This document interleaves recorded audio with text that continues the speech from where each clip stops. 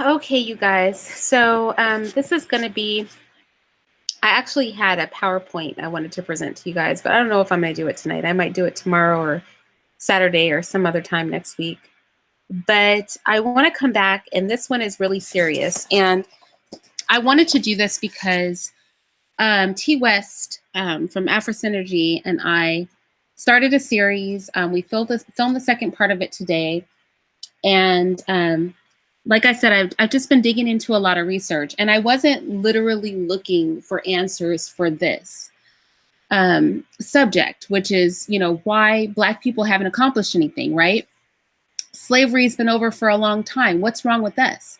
People come to this country with nothing. They are able to build things up quickly. What is our problem? What is screwy about Black people that we can't get it together? And a lot of people ask this question. Racist people ask this question. Hell, many Black people, we ask this question of each other. But I want to delve into this. I really, really do. And I want to take a historical look at what our problem is. So that for once and for all, if you didn't know, the history behind why we haven't accomplished what we need to accomplish, or what we should have accomplished, or what immigrants have accomplished, that you understand our history from slavery until now and exactly the factors that have come into play that have brought us to our current state of having nothing and owning nothing. And the first place I'm going to start is going to be 1865, right? So in 1865, the Confiscation Acts and the Emancipation Proclamation of 1863 effectively ended legal slavery, right? So that's where we're going to start. And I want to look at everything that's happened since then, because there have been some serious things that have occurred and tied together how we ended up where we are now and why we suck so bad, right? So let's discuss that. So slavery ends in 1865, right? Slavery ends in 1865, and two things start to happen simultaneously. 1865, 63, 65, those two things come together, the Emancipation Proclamation of 1863 and the Confiscation Acts of 1865 ended slavery, and then the 13th Amendment was ratified also in 1865, right? So within 5 years of that, two things happened in the Black community. Number one, sharecropping got its start, all right? Around the 1870s, sharecropping reached a height where it was actually dominating all agriculture throughout the South. And that's where most Black people were concentrated, right? So we enter into this system of peonage. Under sharecropping, a great deal of us, because mind you, these are former slaves. They've only been free for 5 years. So quickly there was an exchange between former slave master and former slave that you don't have to go anywhere. You don't have to figure this thing out. Clearly you've been a slave, right? What do you know about anything, right? Can't read, a lot of them, most of them. Can't do math. Have never had the responsibility or knowledge of how the government works. Don't have money, most of them. Have never handled it.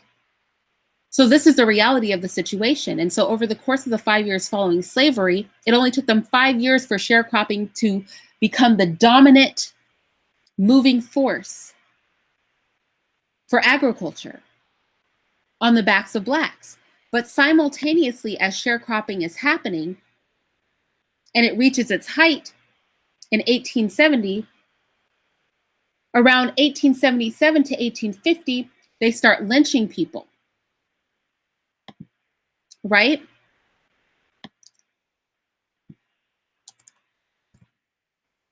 They start lynching people.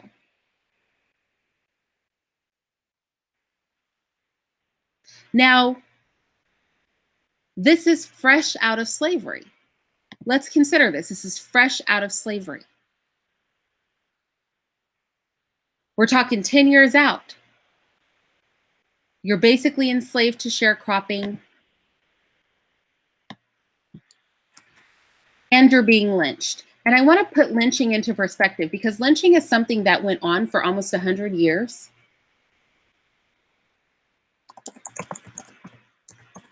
And I think that we often forget that. And why is this significant, right? Because from 1877 to 1950, now think about 1950, 60, 70, 80, 90, 2000, that was 50 years ago. 2010, 60 years ago. 2020, 70 years ago.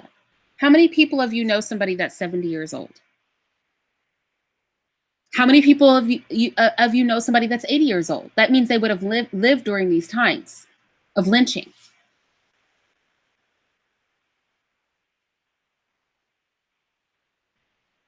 1950, people are still walking the earth from that time. People are still living and breathing from a time where hundreds of white people would do just what I'm about to show you to Black people, okay? And I want us to look at this because 100 years of terror followed slavery. And we haven't even gotten to Jim Crow, right? We are 10 years out of slavery, and we know that lynching went on for 100 years.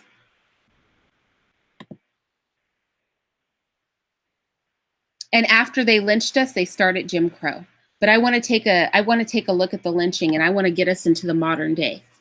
Because when we ask, what is wrong with Black people? We're going to account for every year we spent following slavery and exactly what our problem is and why we've accomplished nothing. So I want to go ahead and give you guys a look at why the first 100 years was a wash. We might as well not even count those between sharecropping and lynching before we ever got to Jim Crow. Let me share my screen with you because I think a picture, or in this case, several pictures, 4 minutes of pictures are worth 1,000 words. Because we have to really put into perspective the level of terrorizing that lynching was for 100 years. Oh, can I not go full screen? Why can't I go full screen? I'm going to watch this on YouTube so I can go full screen.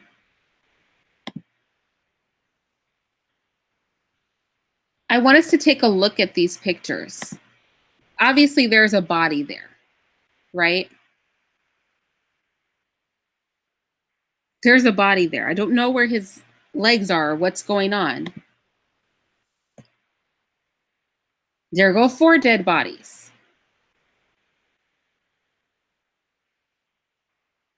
What if you had a store during this 100 years? What would they do? Look at how many people are there. Children. If you had a store and it was out measuring a white person's store, you would be lynched. They would send postcards with these pictures on them. Oh, look at that. Postcards with these pictures on them around for 100 years. Every time we built a community, they would burn it down. All of us know about Black Wall Street, but Black Wall Street wasn't alone. Tell me, where are his legs? Where are his legs? This man is on fire. This is after slavery. We haven't even got to Jim Crow yet. This is why we were being oppressed within 5 years by sharecropping, which was essentially slavery. And those of us that did build businesses, that did build schools, that did attempt to do something knowing nothing, right? Because everybody had been a slave, having to learn everything from scratch. This was the result.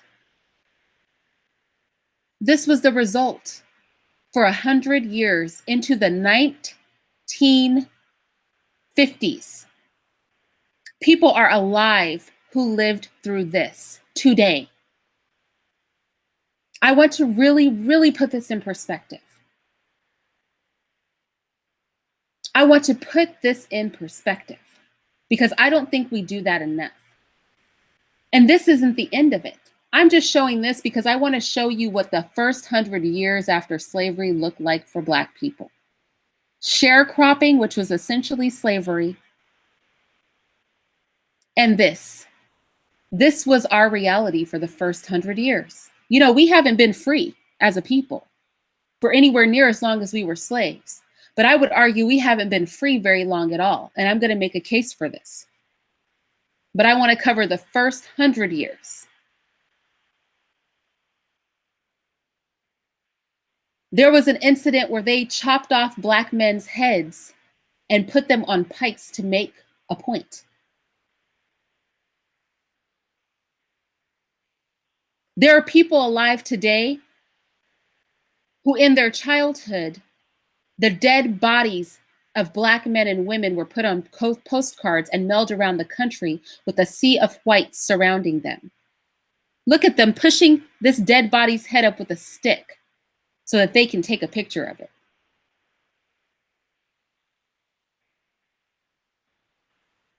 Look at the sheer amount of people there for this lynching. Look at the sheer amount of human beings. There are whites and Blacks that were alive today for that. They are the grandparents and the great-grandparents of people living right now. This was the first 100 years following slavery. I want us to really take a look at this. We were sharecropping, which is a form of slavery. We were incapable, most of us, of reading, of doing math. We knew nothing about the legal system because we had been slaves. Our people, our ancestors. And as we built things, two of them hanging from a bridge, a male and a female, as we built things, if they outshone what whites were doing, they would lynch mostly the men, but sometimes the women. If there were white people who attempted to help or be kind to us, they would lynch them too. Did you guys know they lynched white people who were sympathizers to Blacks too? They did. To quell all disobedience, to quell all progress out of pure and utter hate. Pure and utter hate.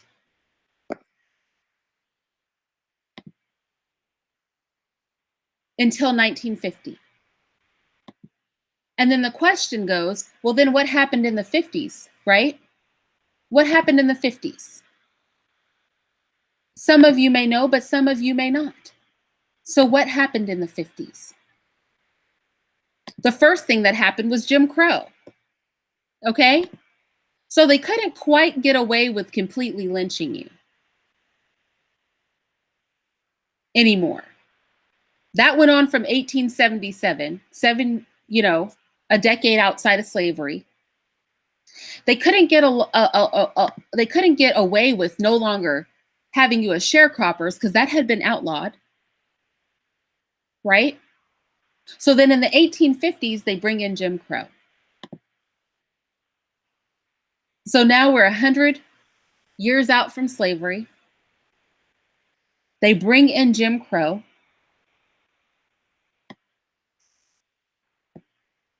And now they're like, well, we're not going to lynch you quite as much, right? but you got to have your own stuff. So we start building our own things. But the terrorizing continues, as we well know what Jim Crow was like. The terrorizing continues as we build our schools, right? The terrorizing continues as we build our businesses, because at this point we have no choice. It doesn't matter if we like each other or we don't. You know, the self-hate we have now, we would never survive back then with that. We got along because we had to get along. Because Jim Crow meant that you were going to get it from your owner, you weren't going to get it.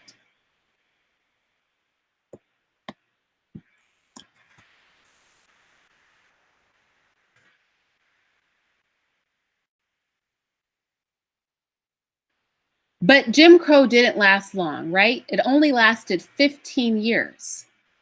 It only lasted until 1965. Why did it only last till 1965? That's the question. Why did Jim Crow only last until 1965? Because they wanted to integrate us, because we were building our own stuff and they couldn't lynch us to stop us anymore, right? They couldn't lynch us if they hated us anymore. So the only way to tear down the system was integration.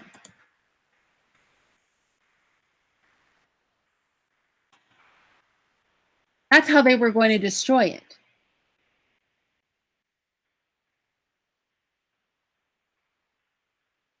Now, Brown versus the Board of Education started that level of integration, but mind you, Jim Crow didn't end until 1965. So it's a weird overlap. Can you imagine the mental fuckery that had to go on? In 1950, they just stopped lynching you. We just saw the lynching photo. So for 100 years, they've been lynching you. 1950, that's the end of the lynching. Not doing that as much anymore. 4 years later, now you have to go to school together. But simultaneously, Jim Crow is not outlawed fully. Have you guys ever realized that? That timeline, is that timeline not wild? Fresh out of slavery, within 5 years, sharecropping is the biggest thing going. For 100 years, you're being lynched. In 1950, the lynchings pretty much die down. 4 years later from that, you're still under Jim Crow,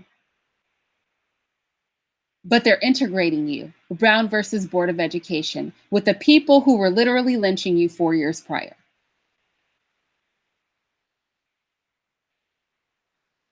Is that some traumatic crap? Is it just me? Is that not the most traumatic thing ever?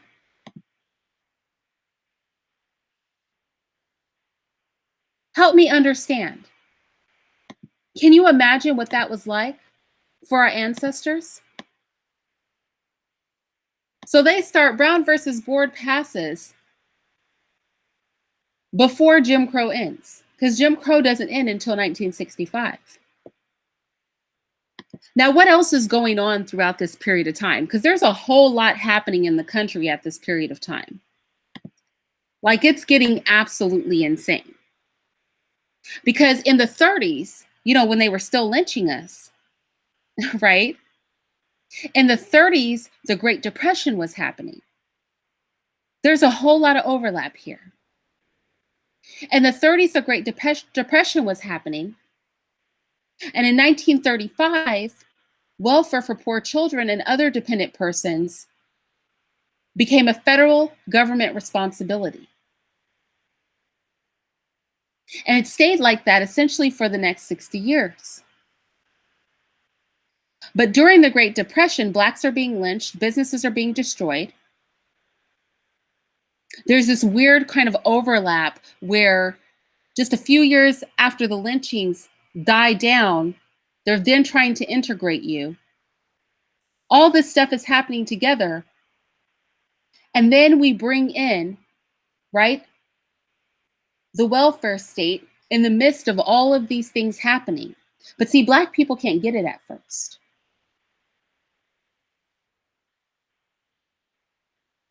Black people can't get it at first.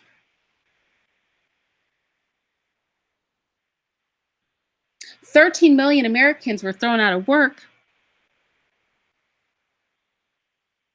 It was especially hard on poor children, but who do you think the poor were?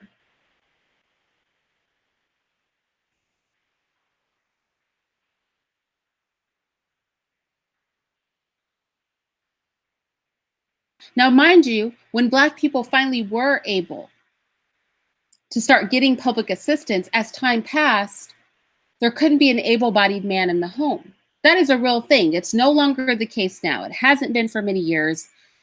People who use that as an excuse in this day and age for not being with their kids are just lying. But it was the case for a minute. And there's a lot of overlap going on here. So now we're in 1965. I mean, we have to put this stuff in perspective. 1965, Jim Crow literally ends, but that's only 15 years following when they were literally stringing you up and burning you alive from trees. And for those of you who say me, I mean you as in us as a people. I mean you as in the blood that's in our veins, courtesy of our ancestors. I mean you as in Blackness. I don't mean you as an individual. I don't want to mince words. I'm not looking at the chat, but I know there's some fool in the chat right now. I love you anyway. There might be 5 of you talking about this didn't happen to me. But this history affects you. It affects me. And it affects the conversation of why we haven't accomplished things, because now we're in 1970. How many people in the chat were born in 1970? 5 years after the end of Jim Crow. We are in the 70s at this point. This is getting into modern history, is it not?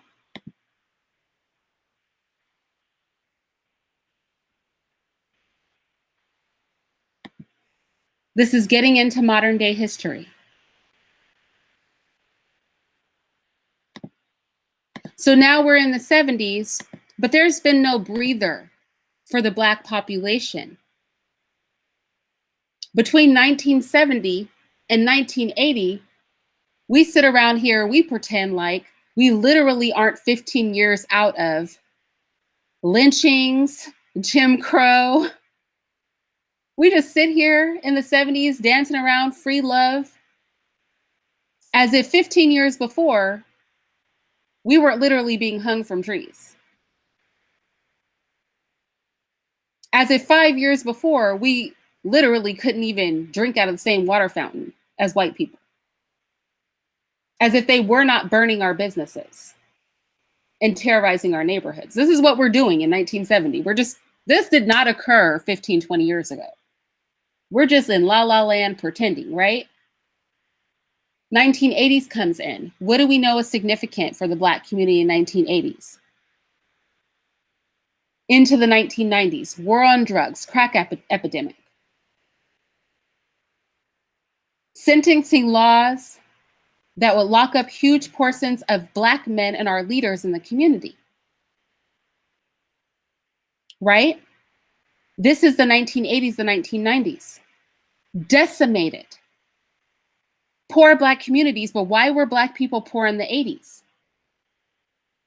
Because for 100 years leading up to 1950, directly following slavery, we were confined to sharecropping. We were literally terrorized, hung up from trees, postcards with our dead bodies circulating around the country like pictures of flowers. 1950s, we have this weird thing where we're coming out of the Depression, but Black men are being pushed out of the home because of the new welfare state. Into the 60s and 70s, 65, we just abolished Jim Crow. Era of the 70s, we're pretending like this didn't happen 15 years ago, 20 years ago. Mind you, 1965, Jim Crow ended. We enter into 1970, like 5 years ago, everything was peachy. No room for error. There's no room for error here. There's been nothing but constant terrorizing since the end of slavery. I just showed a continuous stream of terror against Black people in this country until we hit 1965. And then in 1970s, we're making movies, we got jokes, we're entertaining people, we're acting like 5 years before it wasn't literally ridiculous. We're acting like 15 years before Black bodies weren't literally being hung from trees and burned. We're acting like 15 years before we hadn't just came out of 100 straight years of actual literal terror. We saw the pictures against the Black community that was consistent. But we're in the 80s and the 90s now, all strung out on drugs, a generation out of the Great Depression, a generation and a half too, if you want to give a little more depending on the age of the person. Now strung out on drugs are being pumped into our community, and then a law, the 1-to-100 ratio, is created to protect the distributors of cocaine and penalize the crackheads at the other end of the spectrum. And then Bill Clinton, you know, the honorary Black dude, comes in the 90s, creates the 3 strikes law, pulls more Black men out the home. Think about this. Slavery ends within 5 years, we're sharecropping. For the next 100 years following that, they're literally lynching mostly Black men. We get caught up in the Great Depression, followed by Jim Crow, followed by desegregation in the middle of Jim Crow. 1965, Jim Crow ends. 1970, we're all walking around with afros and free loving it and making movies like Foxy Brown as if the stuff that we just came out of didn't occur. 1980, our communities are decimated by crack, and we're still poor, mind you, for the most part, because of all the stuff we just talked about. 1990s comes in. Our men, our leaders, are further decimated by that 1-to-100 ratio, which also pulled Black women out of the home because we were on crack too, right? And again, when I say we, I'm talking about Blackness. I'm not talking about you as an individual. 1990 comes in, the 3 strikes law ushers in life sentences. Life sentences. You could have committed a petty crime the 3rd time, but you went to jail for life. We're sitting in the 90s. Fast forward 2 years, we're in modern day 2000s, right? We're recovering from all of that.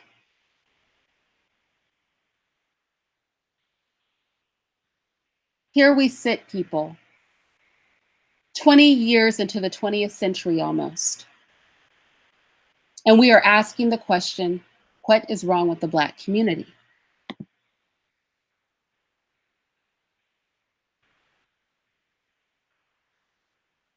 These are all the things that are wrong with the Black community. Our generations that are alive now, we are in an unprecedented time in the history of the Black man and woman in this country. Do you understand that? This is unprecedented, the time that we are in, even with police brutality. This has been an upward hill battle since the end of slavery. I don't know if you paid attention to that timeline. It has been continuous. We are just coming up for air in the past 20 years. That is what is wrong with our community. What we could not accomplish before, we can accomplish now. There are still obstacles. But see, we've reached a place of faux political correctness that we can maneuver and create and build things for ourselves we could not previously.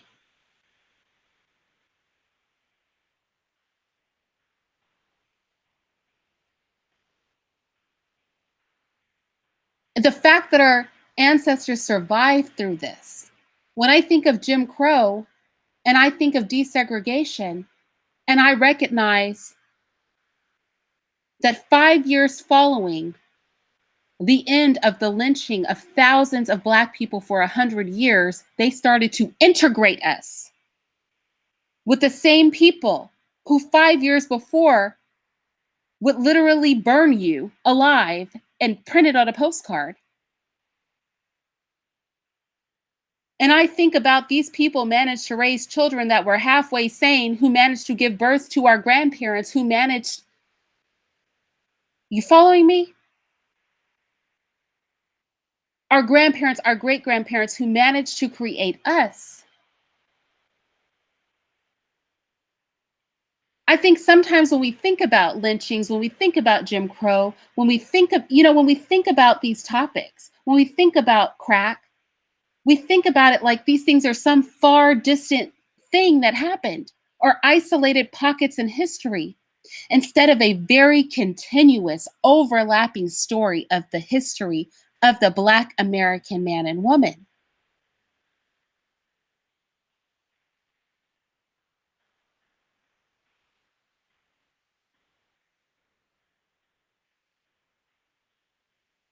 And so I wanted to address that because so many people say, well, the immigrants did it. Well, the immigrants weren't hanging from trees. The immigrants weren't subjected to Jim Crow. The immigrants weren't literally having their bodies burned and then 5 years later expected to go to school with the same people that were sending postcards with their dead bodies all over them for 100 years. Just 5 years out of it. Now all of you guys go to school together. The immigrants couldn't drink out of the same water fountain as people, and then 5 years later, it's all hippie free love crap. Really? We're all hippies now? 5 years ago, we couldn't even drink out of the same fountain. This is how much these things overlap. And I think sometimes we don't see history in the continuous overlapping way that it actually happened, leading up to the modern era, the 20th century. We must view it as it happened. The fact that any Black person was still sane by the time the 80s rolled around is a miracle. By the time the 70s happened, that is a miracle. The fact that we integrated and didn't go completely nuts, considering that 5 years before Brown versus Board, they were literally lynching Black people by the thousands, is amazing. You would never know that this just happened, that Jim Crow just ended 5 years before 1970, watching 70s movies, would you? You never know it talking to kids who were born in 1970, as many of you in the chat were, would you? But that is the reality. If you were born in 1970, you were 5 years away from Jim Crow. Your parents grew up in that era. That is the reality. How many of you have grandparents born in 1970? How many of you, how many of you were born in 1970? How many of your parents were born prior to 1970? Your grandparents were alive for Jim Crow. And if they were old enough, they were alive for the end of those lynchings too, because remember, they ended in 1950, only 20 years prior to 1970. Many of our families were decimated by the crack epidemic that came 20 years after, or 30 years after, the last lynching. That was part of the mass lynchings. When we put this in perspective, when we put the timeline in perspective, we no longer have to ask what is wrong with the Black people. We no longer have to question if we have retained and passed down trauma amongst our ranks. We no longer have to wonder, but we can sympathize with those that hate their Blackness. If that is the least of the damage that was done to the psyche of our people based on the history that is very, very recent. I quoted one time that we are only about 5 or 6 generations away from slavery, and Black people argued with me. But we just watch the timeline. And when we put the timeline into perspective, understand that is what is wrong with our people. But now, again, this is an unprecedented time for us as Black Americans. This is the least bit of terrorizing we have ever experienced in this country. It is not perfect, but it is far better than we've gotten. We've had 20 years to try to at least get our minds together. Thanks to the gays and everybody identifying as a minority, people have become politically correct to the point where the things and atrocities that they used to commit against us, they cannot do any longer because they have shot themselves in the foot by comparing every oppression that they claim to have to our own. And in a way, it has buffered us from the hardcore destruction that has always been aimed at this community through the 90s. In the 20th century, we are in a place that none of our ancestors have ever been, that our grandparents and our great-grandparents were not. And we need to remember that we are not very far removed from those things. We are not far removed from that time. We are not. And that is what is wrong with our community. But that does not have to be what is wrong with our community anymore. But we must see our history in perspective. We must see the continuous stream and overlap from the abolishment of slavery until now. And I hope, if nothing else, if you have to re-listen to this on the playback for the historical timeline, if you have to research that yourself, that you recognize that we had no heir as a people until the 20th century. No heir as a people. We can breathe now. It's still a little tight. But see, they can't come for us in the open like they used to. And believe it or not, there's an advantage for that. There's an advantage to that. They can't put postcards around with our bodies. They can't tell us we can't drink out of their fountains. They can't push drugs into our communities unchecked. No longer, not after their people are victims in a similar epidemic. Oh, they're still getting away with that disparity in sentencing, but they're doubling back on their 3 strikes crap, right? They have to have the impression of correctness. And so the Black American today is positioned in a way that none of our ancestors has ever been. And it is not perfect, but we can move and be stronger and do better and build as a community. And we should not be discouraged that the work that our ancestors have put in up to this point overwhelmingly was destroyed and turned down. Understand what they were contending with. Understand even staying mentally stable in those conditions. When we talk about the overlap, when we talk about going from knowing that a group of white people could string you up from a tree and burn your body into 5 years later, integration? Brown versus Board, are you kidding me? To put it in perspective, into 15 years later, the end of Jim Crow in 1965, 5 years before the 70s, into the crack epidemic and the war on drugs, which was really a war on us, into the 3 strikes era, and now into the 20th century. And this is where we stand. And that is our history. From the first freed slave into the 20th century. And we must not forget that. And we can understand why our people have not been able to accomplish as much as they should have been able to accomplish.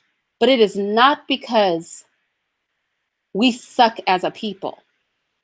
It's because the climate surrounding our Blackness was literally insane. And now we can do this. Let's do this as a family. You guys see me circulate myself around YouTube. Everybody that I deal with they don't like each other. Hell, sometimes I deal with people who don't like me. I don't care. A lot of people are like, was she only pro-Black when she got to YouTube? No. Pro-Black is a YouTube term to me. I am Black. I'm pro my fucking self. I've hired Black people. I've kicked out illegals. I've supported Black businesses. I've given them contracts when I could. I advocate for Black children. I've done this, as we all should, since before I ever thought about a YouTube video.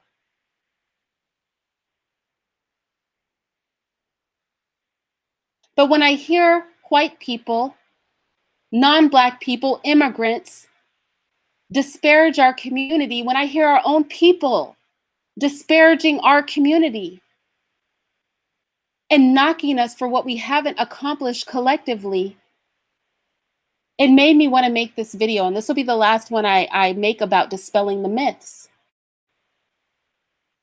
For tonight, at least. Because we have to have these conversations as a people.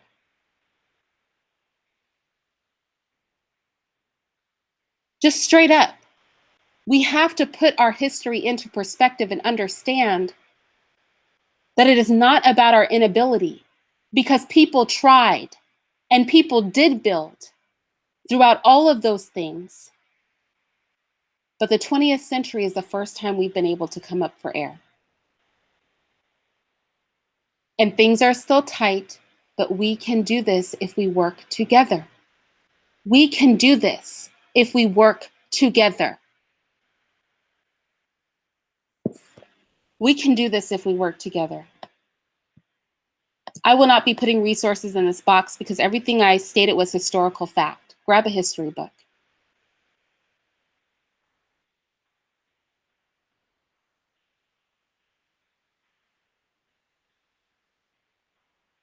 Our collective action will be Black power. Our collective action will be Black power. We can breathe now. They can press us, but they can't ever press us the way they did before. We must work together. It is what I am about. If you guys don't get that by now. It's why I never retaliate when a Black person drags me here on YouTube. It's why I circulate myself. It's why I talk to you. It's why I welcome your voices. Because yours are as important as mine and ours collectively. That is what our community needs. Because now in the 20th century, we can do this and we will have no excuses. So let us do this together. Tomorrow I have Alan Roger Curry on here. It'll be a lot lighter than tonight. It should be interesting. He's going to talk about mode 1. I'm interested to hear it. And so for those of you who are fans of Alan Roger Curry, those of you who hate Alan Roger Curry, whatever the case may be, I encourage you to come out and watch that interview. It should be great, okay?